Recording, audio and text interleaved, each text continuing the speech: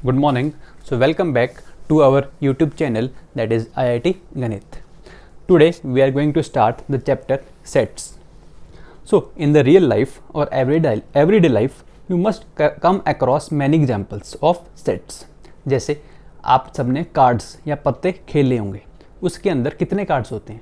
52 cards, मतलब वो एक कलेक्शन है किसका? 52 कार्ड्स का. सिमिलरली आपसे मैं पूछूं इंग्लिश अल्फ़ाबेट्स के अंदर वॉवल्स कौन कौन से हैं, तो आपके दिमाग में स्ट्राइक करता है AEIOU, सीधा यही माइंड में आएगा. मान लो हम एक टीम है, क्रिकेट टीम है, तो आपको पता है these 11 players are going to play, तो आपको पता है वो 11 प्लेयर. तो मैं नाम लूँगा तो आप बता दोगे कि क्या वो इस टीम में है या नहीं है.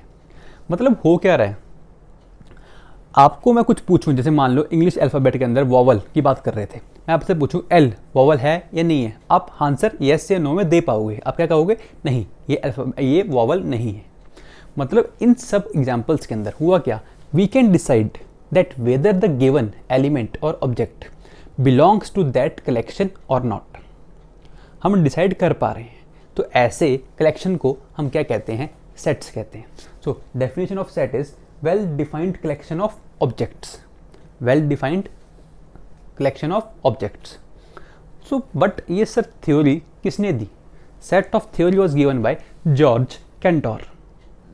Okay, set of theory was given by George Cantor. ऐसे साइंटिस्ट ही हैं जिनकी वजह से हमारे को पढ़ना पड़ता है. ये कहते होगे आप भी, पता है मेरे को. ठीक है, नेक्स्ट बात करते हैं यहाँ पे. It is usually denoted by capital letters. किसे डिनोट करते हैं सेट को? कैपिटल लेटर्स, जैसे capital A, capital B, capital C and so on. जो इसके अंदर एलिमेंट्स होंगे उनको रिप्रेजेंट किया जाता है स्मॉल लेटर से. Elements of sets are represented by small letters. Elements कह दो, मेंबर्स कह दो, ऑब्जेक्ट्स कह दो, एक ही बात है. These all are synonyms of each other. क्या है? सिनोनिम्स हैं. अब बात करते हैं, मान लो अब मैंने एग्जाम्पल लिखा कि एक सेट है किसका? अपने वॉवल्स का. तो सेट को लिखा कैपिटल लेटर से, अंदर लिखे एलिमेंट्स किससे? स्मॉल लेटर्स, और बाहर क्या लिखी? करली ब्रैकेट. मतलब करली ब्रैकेट से हम क्या डिनोट करते हैं? सेट के अंदर एलिमेंट्स को डिनोट किया जाता है किससे? करली ब्रैकेट्स. क्लियर? अब यहां से एक नया सिंबल आता है, वो सिंबल है एप्सिलॉन. एप्सिलॉन का सिंबल है ई के टाइप्स में, तो that is known as epsilon, जिसका मीनिंग है बिलोंग्स टू. क्या मीनिंग है? Belongs to. मतलब मैं यहाँ से क्या डायरेक्ट कह सकता हूँ? ए बिलोंग्स टू एलिमेंट, और a element belongs to set A. A जो है सेट ए के अंदर है, बिल्कुल है. क्या मैं कह सकता हूँ C element does not belong to set A? तो इस सिंबल का मतलब क्या है? Belongs to. This is belongs to, this is does not belong to. Okay, some of the examples are set of rivers of India. मतलब मैं आपके सामने कोई नाम लूँ, जैसे मान लो मैं नाम लूँ चिली, चाइल्ड. क्या वो इंडिया की रिवर है? इंडिया की रिवर नहीं है. तो आप हाँ या ना में आंसर दे पा रहे हो. Set of states of India, मैं कह दूँ मेलबॉर्न. मेलबॉर्न इंडिया की स्टेट नहीं है. आप यस या नो में फिर से आंसर दे सकते हो. Set of natural numbers, set of prime factors of 20. तो मान लो इसको लिखना हो तो प्राइम फैक्टराइजेशन करोगे तो 2 की पावर 2 इंटू 5, मतलब 2 इंटू 2 इंटू 5 लिखोगे. मान लो सेट का नाम ए दिया, तो इसके अंदर एलिमेंट्स क्या आएंगे? 2 और 5 ही आएंगे. आप चाहे इसको ऐसा लिख लो 2 2 5, बट ये दोनों हैं इक्विवेलेंट. और ट्राई किया करो, हमेशा हम क्या करते हैं, किसी भी एलिमेंट को रिपीट नहीं करते. सेट के अंदर कोई भी एलिमेंट रिपीट नहीं होता. Okay, so this is what the set is and these are some of the examples. Let us start the representation of sets. So basically the sets are represented in two ways. First is roster form or tabular form. Second is set builder form. Okay, तो roster form में क्या होता है? इसके अंदर क्या करते हैं, सारे के सारे एलिमेंट्स जितनी भी हैं उसको लिस्ट कर देते हैं. मतलब सबके सब एलिमेंट्स लिख देते हैं. जैसे मैं आपसे एग्जांपल बताऊं, वॉवल्स इन इंग्लिश अल्फ़ाबेट्स, तो क्या है? AEIOU. तो वो सारे के सारे एलिमेंट्स मैंने लिख दी. So in this all the elements are listed. That form is known as roster form or tabular form. Repetition allowed नहीं है, पहले भी बताया था, रेपिटेशन लाउड नहीं है। चाहे आप ए को एक बार लिखो, चाहे आप ए को 1000 बार लिखो, कोई मतलब नहीं है, इसलिए हम एक ही बार लिखते हैं। ए पहले आ गया, ई बाद में आया, ई पहले आ गया, ए बाद में आ गया, कोई फर्क नहीं पड़ता। पता है हमें कि क्या है वो, वॉवल्स लिखे हुए हैं। क्या लिखे हुए हैं? वॉवल्स लिखे हुए हैं, इसलिए ऑर्डर ऑफ लिस्टिंग इज इमैटेरियल, कोई फर्क नहीं पड़ेगा उससे। सेकेंड है set builder form. Set builder form में क्या होता है, कुछ वो उनकी जो कॉमन प्रॉपर्टी है वो लिखी जाती है। जैसे यहाँ पे कॉमन प्रॉपर्टी क्या है कि ये वॉवल्स हैं कहाँ पे, इंग्लिश अल्फ़ाबेट्स में। तो मैंने क्या लिखा, ए इक्वल्स टू एक्स, एक्स क्या है उसके अंदर, element, x is vowel in English alphabets. तो इसको क्या कहते हैं, इस फॉर्म को कहते हैं सेट बिल्डर फॉर्म। मतलब कोई भी एलिमेंट जो इसको फॉलो कर रहा होगा वो क्या आएगा, इसके अंदर आएगा। ठीक है, आप चाहो तो यहाँ पे लाइन लिख सकते हो, ऑल द एलिमेंट्स, लाइन लिख सकते हो, all the elements of a set possess a single common property. All the elements of a set possess a single common property which is not possessed by any element outside the given set, ठीक है। तो ये है हमारा set builder form. Mathematics के अंदर जो sets commonly use होते हैं वो हैं एन। अब सबसे पहली बात तो आपको लग रहा होगा स्टार्टिंग में कि सर ने काउंट ABCD गलत लिख दी है। नहीं, ऐसा नहीं है। N is set of all natural numbers. क्या है? Set of all natural numbers. तो मैं इसको लिख रहा हूँ किस फॉर्म में, रोस्टर फॉर्म में। तो मैं क्या लिखूंगा, all natural numbers 1 2 3 and so on. Z is set of all integers. अब इंटीजर्स तो पॉजिटिव भी होते हैं, नेगेटिव भी होते हैं। तो नेगेटिव में इन्फिनिट तक जाते हैं, तो लिख देते हैं -3 -2 -1 0 1 2 and so on. Q is set of all rational numbers. Set of all rational numbers. तो मैं इसको ऐसा लिख रहा हूँ क्योंकि वैसे लिखना बहुत मुश्किल हो जाएगा। So X is set of all rational numbers. या फिर X is rational number. You can say X is rational number. R is set of all real numbers. R is set of all real numbers. Z plus integer का ही है but अब plus आ गया तो only positive integers, only positive integers. तो इसके अंदर zero नहीं आएगा क्योंकि zero is neither positive nor negative. Q plus फिर से positive rational numbers, it is set of positive rational numbers. R plus it is set of positive real numbers, it is set of positive real numbers. ये सब commonly use होते हैं कहाँ पे, mathematics के अंदर।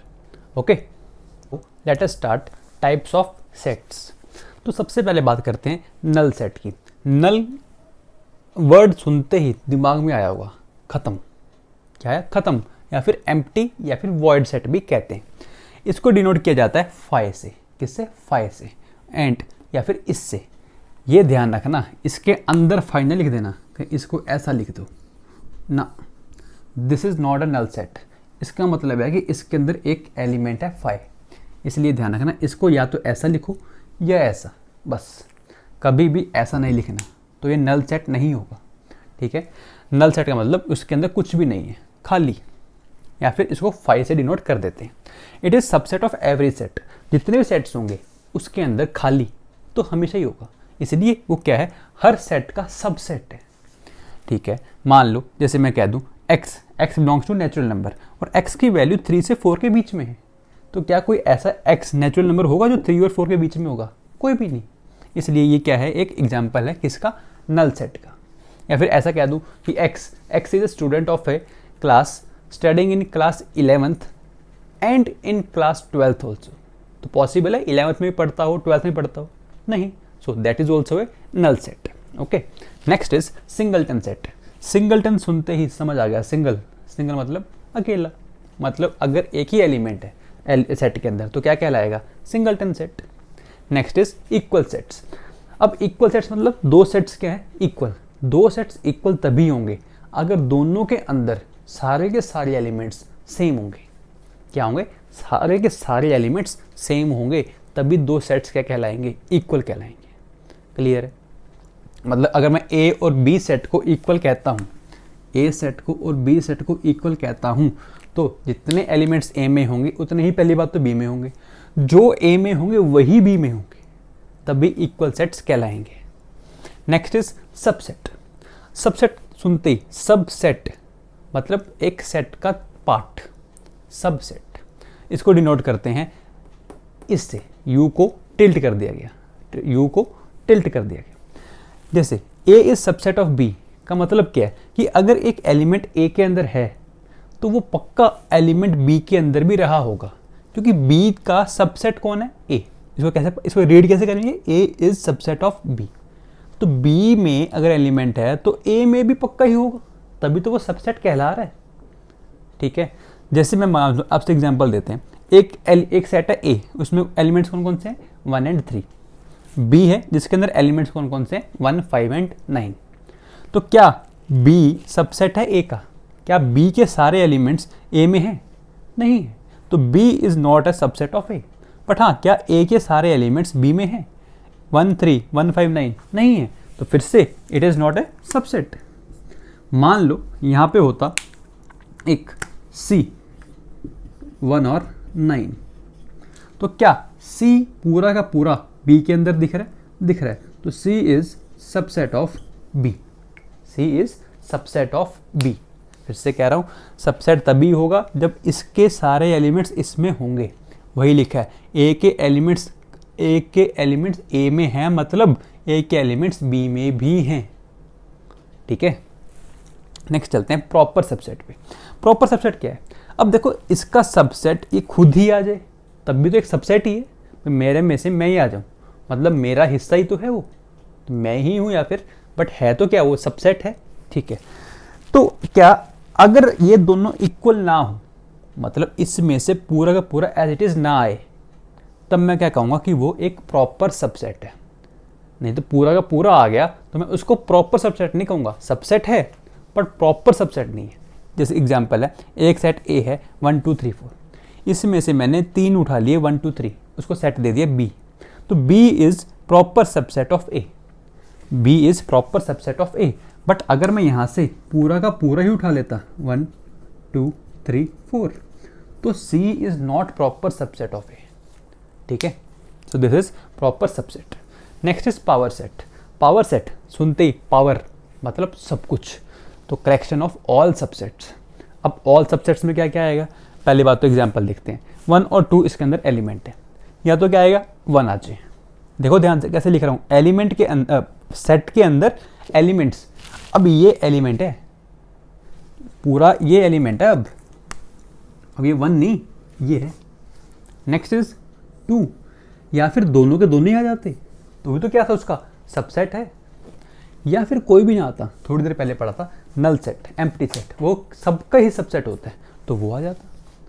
ठीक है, ये है पावर सेट, सारे के सारे पॉसिबल केसेस वो लिख दिए, that is collection of all subsets. Finite और इन्फाइनाइट सेट। भाई फाइनाइट सुनते ही फिर से कुछ फिक्स्ड, जैसे इनमें से मैं आपसे कहूँ set of natural numbers less than 10, तो आपको पता है कौन कौन से, 1, 2, 3, 4, 5, 6, 7, 8, 9 गिन सकते हो आप, तो उनको ऐसे सेट्स क्या कहते हैं, finite sets.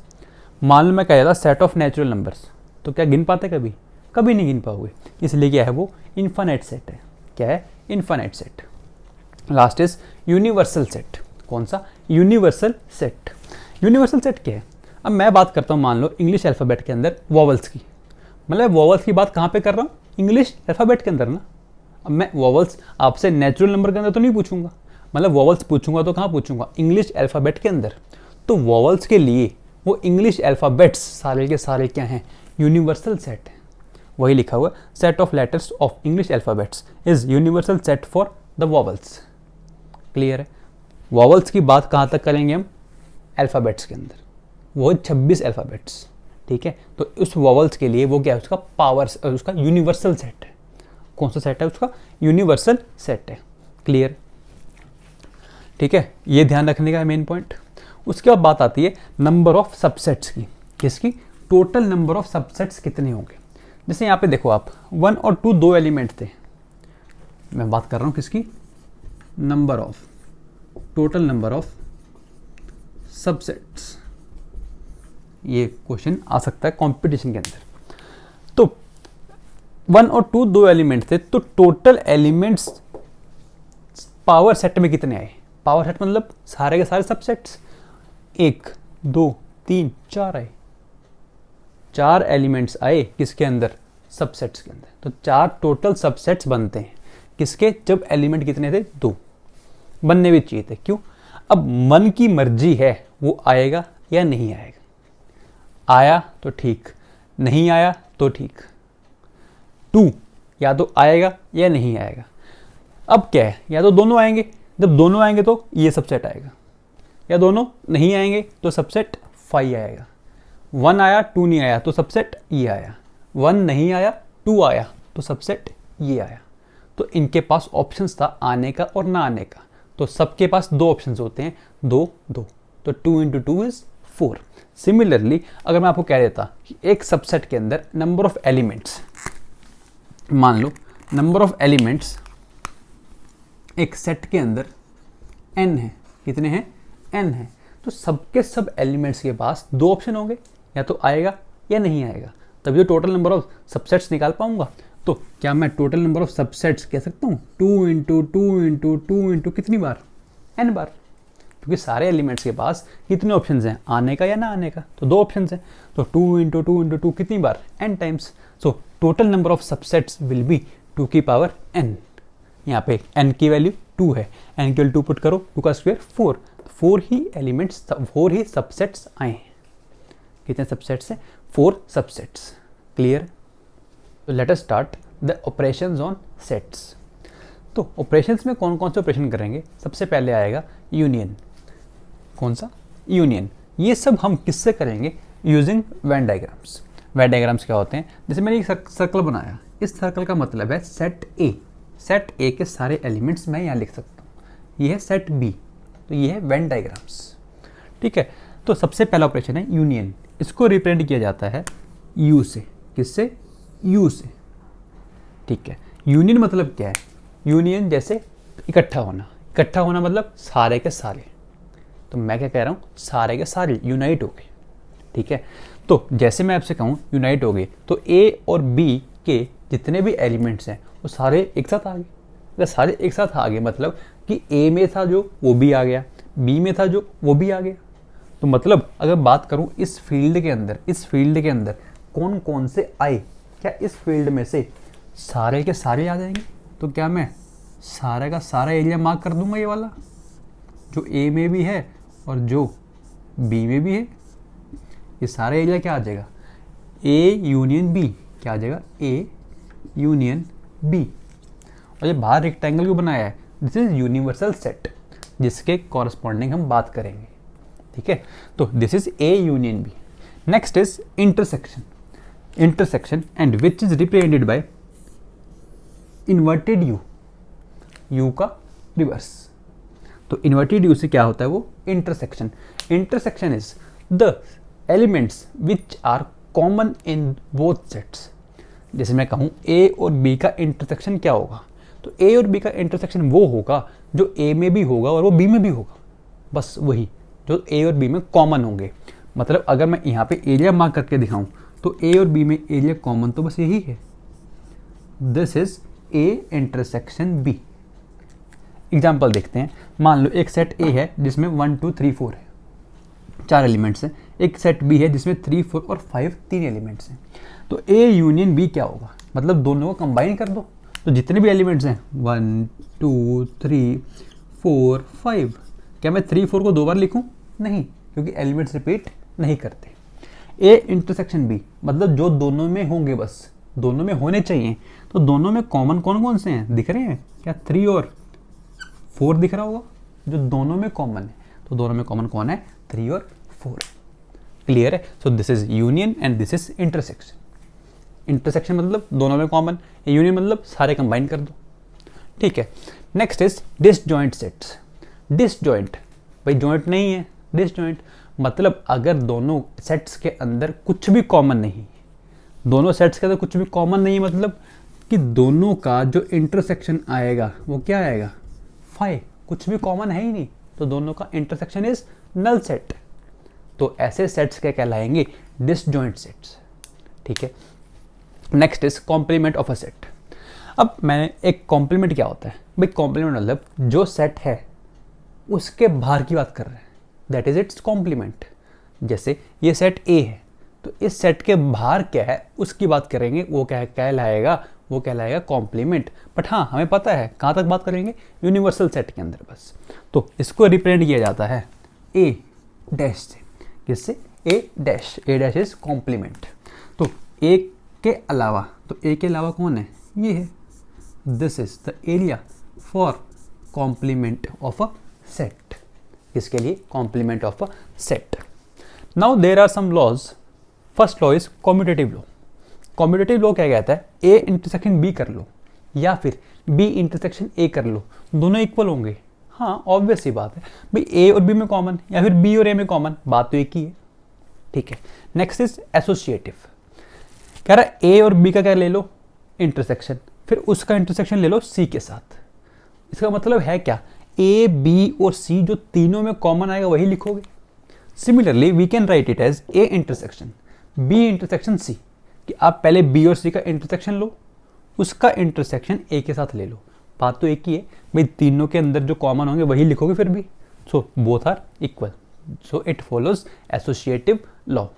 Next is idempotent.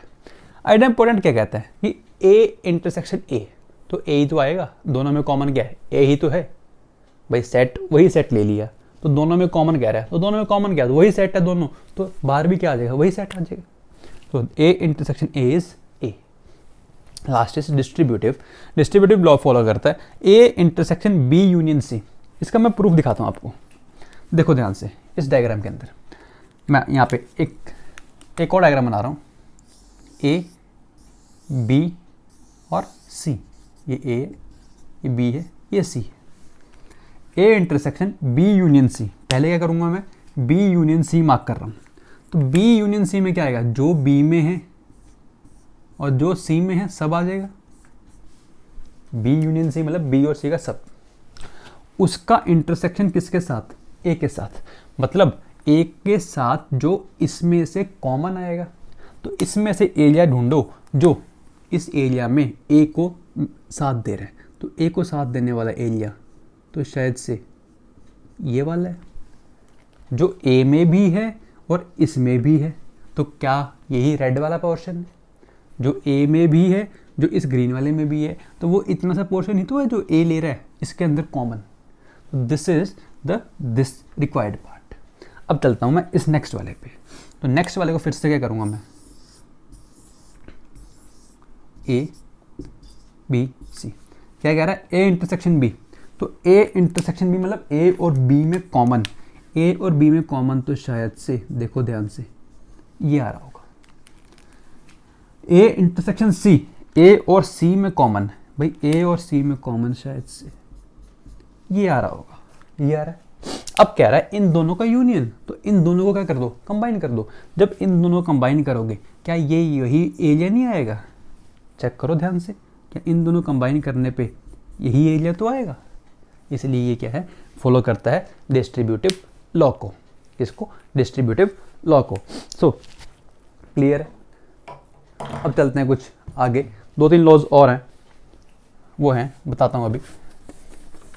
So pause the video and note all the points, okay.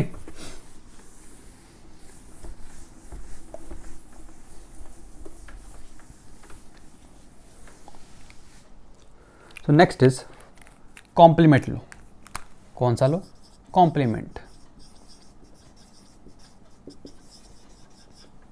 Complement law क्या कहता है कि अगर मैं ए डैश का डैश कर दूं तो ए ही आ जाएगा। ऑब्वियस सी बात है, अगर मैं ये ए डैश था, इसका डैश मतलब इसके अलावा, तो क्या इसके अंदर ही आ जाऊंगा। भाई डैश का डैश, तो क्या ए सेट खुद की बात कर रहा है वो, डैश का डैश इज ए सेट खुद की बात कर रहा है, हाँ या ना। Next is D Morgan's law. कौन सा, D Morgan's law. De Morgan law क्या कहता है, वो कहता है अगर मैं ए यूनियन बी का क्या लूँगा, डैश लूँगा, वो इक्वल होगा ए डैश इंटरसेक्शन बी डैश के। किसके इक्वल होगा, ए डैश इंटरसेक्शन बी डैश के, या फिर अगर मैं ए इंटरसेक्शन बी का कॉम्प्लीमेंट लूँगा वो इक्वल होगा ए डैश यूनियन बी डैश के। फिर से प्रूफ करके दिखाता हूँ। तो ये तो क्लियर है, बात करते हैं इसकी। मान लो ये ए है, ये बी है, तो मैं एक प्रूव कर रहा हूँ, दूसरा आप अपने आप कर लेना। ए यूनियन बी क्या आएगा, तो पहले तो इसका यूनिवर्सल सेट ये आने वाला है। ए यूनियन बी क्या आएगा, क्या ए और बी के सबको कंबाइन कर दो, तो this is A union B. इसका डैश मतलब इसके बाहर, तो इसके बाहर मतलब क्या ये रेड वाला portion, this is A union B का डैश। ठीक है, अब ये कह रहा है ए का डैश, पहले मैं ए डैश बना रहा हूँ, ध्यान से देखना। ए डैश मतलब ए के बाहर, तो मैं ब्लू लाइन से ए के बाहर, क्या ए के बाहर यही आएगा, ये ए के बाहर है। ठीक है, अब कह रहा है बी के बाहर बी डैश, तो बी के बाहर मैं बना रहा हूँ, ध्यान से देखो।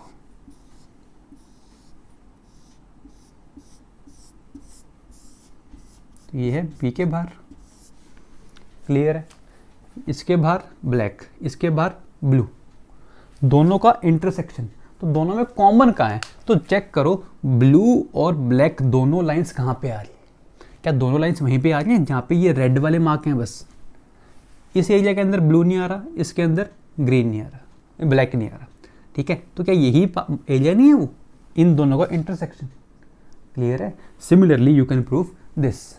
ठीक है, ट्राई करना अपने आप प्रूव करने की, तो आपको पता लगेगा कि हाँ होता क्या है।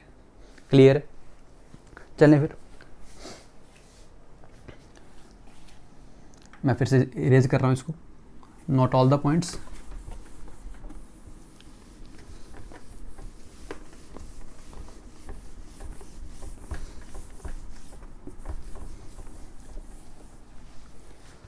इस लॉ को हम लॉ ऑफ डबल कॉम्प्लीमेंटेशन भी क्या देते हैं, क्या कहते हैं, लॉ ऑफ डबल कॉम्प्लीमेंटेशन। लिख लेना, लॉ ऑफ डबल कॉम्प्लीमेंटेशन। ठीक है, कॉम्प्लीमेंट लॉ को हम ये भी कहते हैं, अगर मैं कह दूं आपको ए यूनियन ए डैश, क्या कह दूं, ए यूनियन ए डैश, मतलब मान लो ये मेरा ए सेट है और ये उसका यूनिवर्सल सेट है, ए यूनियन ए डैश। तो ए तो हो गया ये, उसका डैश क्या होगा, उसके बाहर वाला, तो ये क्या होगा, ए डैश। अब इन दोनों का क्या करना है, यूनियन, तो पूरा पूरा कंबाइन कर दिया। तो दोनों कंबाइन करने का मतलब क्या है, क्या वो यू ही आ जाएगा, तो this is equal to U. ठीक है, नेक्स्ट है A intersection A dash. Black और रेड दोनों में कॉमन क्या आ रहा है, कुछ भी नहीं आ रहा, तो क्या आ जाएगा 5। दोनों में कॉमन कुछ भी नहीं आ रहा, तो क्या आ जाएगा 5। क्लियर है। नेक्स्ट चलते हैं, डिफरेंस ऑफ सेट्स। किस पे, डिफरेंस ऑफ सेट्स पे। मान लो ये मेरा एक सेट ए है, ये मेरा सेट बी है। आपसे कोई कह दे कि बताओ इसमें ए माइनस बी क्या है, मतलब ए में से बी को हटा दोगे आप, सिंपल है। तो ये ए है, बी हटा दो, तो क्या बच गया, तो क्या इतना बच गया बस। ये क्या है, ए माइनस बी। कोई आपसे कह देता कि भाई मेरे को तो बी माइनस ए चाहिए, ठीक है भाई, बी में से ए को हटा दो तो ए वाला पोर्शन हट जाएगा, तो हट गया तो ये वाला पोर्शन क्या आ जाएगा, बी माइनस ए। कोई दिक्कत नहीं। This is difference of sets. क्या है ये, difference of sets.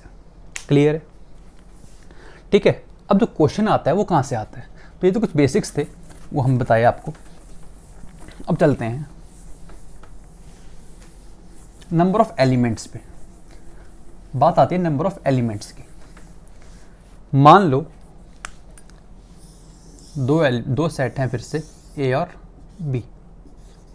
Number of elements in set A is n।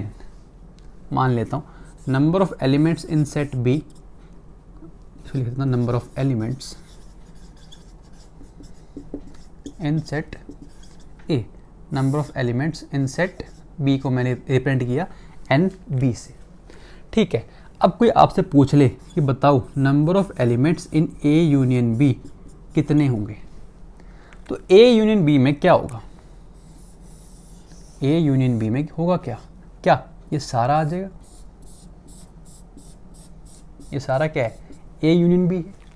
तो सर ए यूनियन बी निकालना है, दोनों को ऐड कर दो, क्या लिख दो, number of elements in A plus number of elements in B.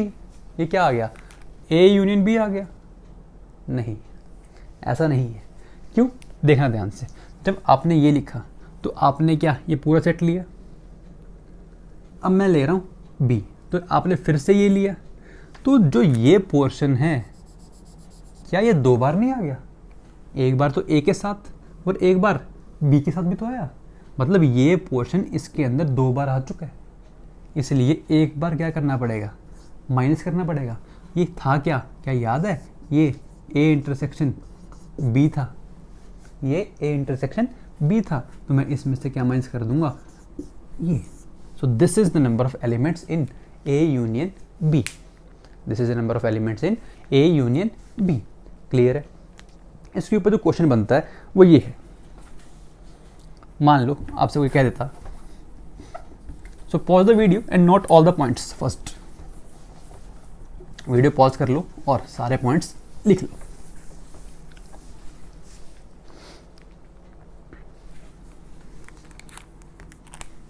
तो आपसे कोई कह जाता कि x यूनियन y के अंदर 50 एलिमेंट्स हैं,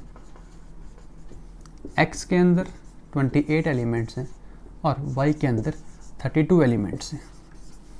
क्या है, x यूनियन y के अंदर 50 एलिमेंट्स हैं, x के अंदर 28 एलिमेंट्स हैं एंड y के अंदर 32 एलिमेंट्स हैं। तो कह रहा है x इंटरसेक्शन y के अंदर नंबर ऑफ एलिमेंट्स बताओ कितने होंगे।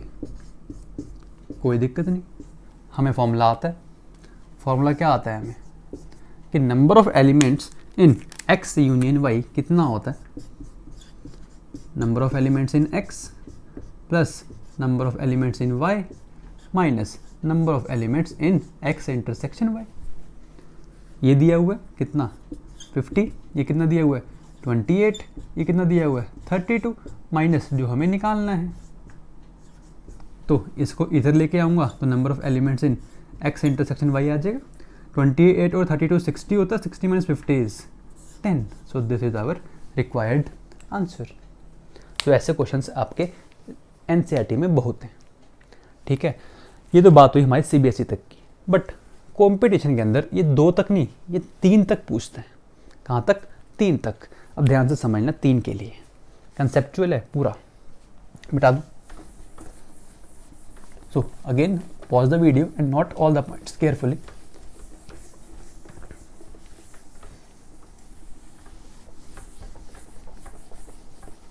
वीडियो पॉज कर लेना एंड नोट कर लेना, नहीं तो टाइम वेस्ट हो जाएगा। अगर मैं आपको यहाँ पे टाइम देता रहा तो टाइम वेस्ट हो जाएगा। अब ध्यान से सुनना,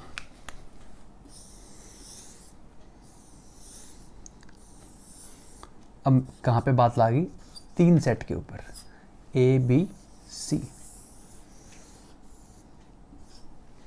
अब आपसे कोई कह दे number of elements in A union B union C कितने होंगे, और वो उसने आपको बता रखा है कि नंबर ऑफ एलिमेंट्स इसमें ए हैं, इसमें नंबर ऑफ एलिमेंट्स बी हैं, इसमें नंबर ऑफ एलिमेंट्स सी। तो आपसे पूछ रहे हैं इन तीनों में यूनियन में कितने एलिमेंट्स होंगे। सुनना ध्यान से, आप कह रहे होगे फिर से सर ए वाले ऐड कर दो, बी वाले ऐड कर दो, सी वाले ऐड कर दो, बट नहीं। जब मैं ए को और बी को ऐड करूंगा तो ये पोर्शन कितनी बार आएगा, 2 बार। तो एक बार क्या कर दूँ, माइनस, तो माइनस कर देता हूँ, minus number of elements in A intersection B है। ये एक बार आया था, एक बार क्या कर दिया, सब्ट्रैक्ट कर दिया। नेक्स्ट, क्या ये वाला भी तो 2 बार आ रहा है। जब मैं ए को और सी को ऐड कर रहा हूँ तो ये वाला पोर्शन भी 2 बार आया, तो इसको भी एक बार सब्ट्रैक्ट करना पड़ेगा। तो number of elements in B intersection C also number of elements in A intersection C, क्योंकि ये वाला पोर्शन भी क्या आएगा, रिपीट होगा।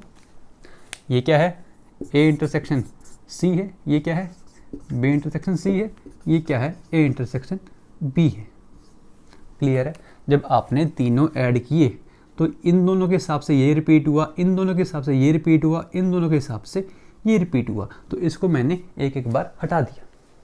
बट सुनना ध्यान से, जो ये एरिया है ना सेंटर वाला, ये है क्या, ये है जो तीनों के अंदर कॉमन है, जो तीनों के अंदर कॉमन है।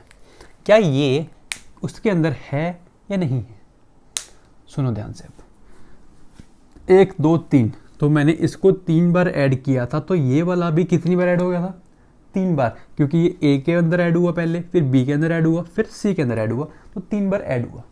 माइनस किया हमने ए इंटरसेक्शन बी, तो एक बार चला गया, बी इंटरसेक्शन सी एक बार और चला गया, ए इंटरसेक्शन सी एक बार और चला गया, 3 बार ऐड हुआ, 3 बार चला गया। बट हमें एक बार तो चाहिए, तभी तो ये वैल्यू आएगी अपनी A union B union C के अंदर। तो इसलिए हम क्या करेंगे, इसको, इस वैल्यू को एक बार ऐड कर देंगे, N of A intersection B intersection C. This is the formula for A union B union C. Clear है। इस पे क्वेश्चन आता है, आपको असाइनमेंट के अंदर दिया जाएगा, तो ट्राई करना आप। नेक्स्ट चलते हैं इंटरवल्स के अंदर। तो ये कुछ बेसिक है इंटरवल्स। अब इंटरवल का मतलब क्या है? इंटरवल होते हैं 1 2 3 4 टाइप के। कितने टाइप के? 4 टाइप के। ये इसको क्या कहते हैं? इसको कहते हैं स्क्वायर ब्रैकेट्स। कौन से ब्रैकेट्स? Square brackets. इसको कहते हैं ओपन ब्रैकेट्स। ये ओपन भी है, स्क्वायर भी है, और ये ओपन स्क्वायर स्क्वायर ओपन। ठीक है। बट हाँ, इस ब्रैकेट का नाम होता है स्क्वायर ब्रैकेट, इसका नाम होता है ओपन ब्रैकेट। इनका मीनिंग क्या है ये समझना है हमें। तो मीनिंग सुनो ध्यान से। इसका मतलब है, अगर मैं यहाँ पे लिख दूँ a कॉमा बी, इसका मतलब a से लेकर b तक, अगर मैं बात करूँ नंबर लाइन के ऊपर, यहाँ पे a है, यहाँ पे b है, तो छोटा पहले लिखते हैं, बड़ा बाद में लिखते हैं, छोटा पहले बड़ा बाद में। तो a से लेकर b तक जितने भी एलिमेंट्स हैं, वो सारे के सारे एक अपने इसके अंदर इंक्लूडेड है। a भी इंक्लूड है, b भी इंक्लूड है, और a और b के बीच में जितने भी एलिमेंट्स हैं वो सारे इंक्लूडेड हैं। ठीक है, मतलब सारी की सारी वैल्यूज़ आएंगी। अगर मैं यही यहाँ पे लिख देता a कॉमा बी, इसका मतलब क्या है? a और b नहीं आएंगे, बाकी इसके बीच में सारे आएंगे। तो अगर मैं बनाऊँ इसको a और b, a के ऊपर क्या बनाऊँगा? ओपन। ये क्या है? ओपन। जब भी मैं सॉलिड बनाता हूँ सर्कल तो इंक्लूड है, जब मैं होलो सर्कल बनाऊंगा तो इंक्लूड नहीं है। मतलब a से b के बीच में सारा, जितनी भी वैल्यूज़ हैं सारी, बट a और b नहीं है। बस a से जस्ट आगे है, b से जस्ट पीछे है, बट a और b वैल्यू नहीं। इसका मतलब ये होता है। क्लियर है।